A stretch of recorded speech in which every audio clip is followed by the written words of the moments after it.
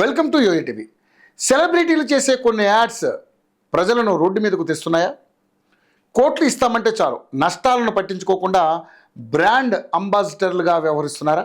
కోట్లు ఇచ్చిన ఈ యాడ్స్ చేయమని కొంతమంది సెలబ్రిటీలు అంటుంటే, కానీ కొంతమంది సెలబ్రిటీలు మాత్రం దీపం ఉన్నప్పుడే ఇల్లు చక్కబెట్టుకోవాలని అన్నట్లుగా తమ దగ్గరికి వచ్చిన యాడ్స్ చేసుకుంటూ పోతున్నారు. వీటి వల్ల ప్రజలకు చిక్కులున్నాయని పట్టించుకోవడం లేదా? మహేష్ బాబు నోటీసులతో అయినా సెలబ్రిటీలు యాడ్స్ విషయంలో మారతారా? ఇంతకీ మహేష్ బాబు నోటీసుల అంశంలో అసలు తప్పెవరిది? మూడోసారి ఎందుకు నోటీసులు వచ్చాయి?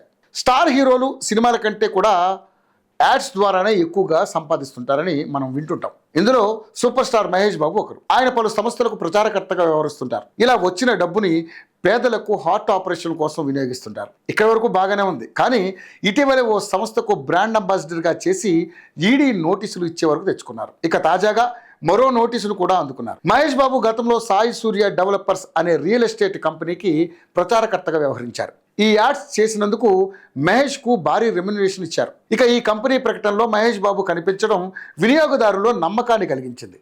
కానీ తాజాగా ఈ కంపెనీపై ఆర్థిక మోసాల ఆరోపణలు వచ్చాయి. మహేష్ బాబుపై ఓ వినియోగదారుడు ఆయన చెప్పిన ప్రకటనలు చూసే ఫ్లాట్ బుక్ చేసుకుని మోసపోయానంటూ ఫిర్యాదు చేశారు. దీంతో రంగారెడ్డి జిల్లా వినియోగదారుల ఫోరం మహేష్ బాబుకు సమన్లు జారీ చేసింది. ఇదివరకే ఈ వ్యవహారంలో ఎన్ఫోర్స్మెంట్ డైరెక్టరేట్ దర్యాప్తు ప్రారంభించి సాయి సూర్య డెవలపర్స్ పై దాడులు నిర్వహించింది. కంపెనీ అకౌంటింగ్ వివరాల్లో మహేష్ బాబుకు 3 కోట్ల రూపాయల నగదు రూపంలో చెల్లించినట్లు నమోదు చేయడంతో ఈడీ నోటీసులు జారీ చేసింది. ఈ కేసులో సాయి సూర్య డెవలపర్స్ను మొదటి ప్రతివాదిగా, దాని యజమాని కంచెర్ల సతీష్ చంద్రగుప్తాను రెండో ప్రతివాదిగా, ప్రచారకర్తగా వ్యవహరించిన మహేష్ బాబును మూడో ప్రతివాదిగా చేర్చారు.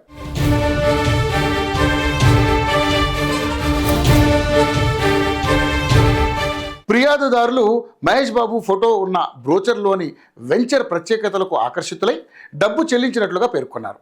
వారు సంస్థపై మోసపూరిత వాగ్దానాలు చేసినట్లు ఆరోపించారు. దీనిలో మహేష్ బాబు ప్రచారకర్తగా పాల్గొన్నారు.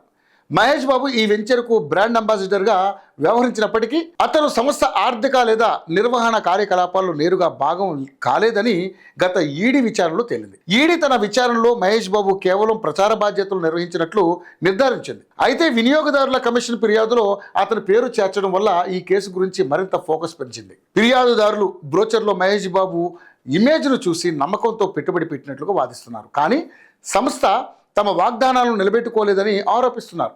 ఈ కేసు ప్రతివాదుల బాధ్యతలు, వినియోగదారుల హక్కుల గురించి ముఖ్యమైన చర్చను లేవనెత్తుతుంది. మహేష్ బాబు లాంటి సెలబ్రిటీలు ప్రచారకర్తగా వ్యవహరించినప్పుడు వారి బాధ్యత ఎంతవరకు ఉంటుందనే అంశం ఇప్పుడు చర్చనీయాంశంగా మారింది. అయితే గతంలో మహేష్ బాబుకు 2 సార్లు ఈడీ నోటీసులు ఇచ్చింది. ఆయన స్వయంగా హాజరయ్యారా లేదా లాయర్ ద్వారా సమాధానం పంపించారా అన్నది బయటకు రాలేదు. ఇప్పుడు వినియోగదారుల ఫోరంలో కూడా కేసు నమోదవడం ఈ వ్యవహారాన్ని మరింత కీలకంగా మారుస్తోంది. నిజానికి ప్రకటనలో కనిపించే ప్రముఖులకు నేర బాధ్యత లేదన్న చట్టబద్ధమైన అభిప్రాయం ఉంది. వినియోగదారులు తమ నిర్ణయాన్ని స్వయంగా తీసుకోవాల్సిందే. కానీ ప్రముఖులు తమ పేరు, బ్రాండ్ విలువలతో ప్రమోట్ చేస్తున్న సంస్థలు నిజాయితీగా ఉన్నాయా లేదా అని పరిశీలించాల్సిన బాధ్యత కూడా ఉంది.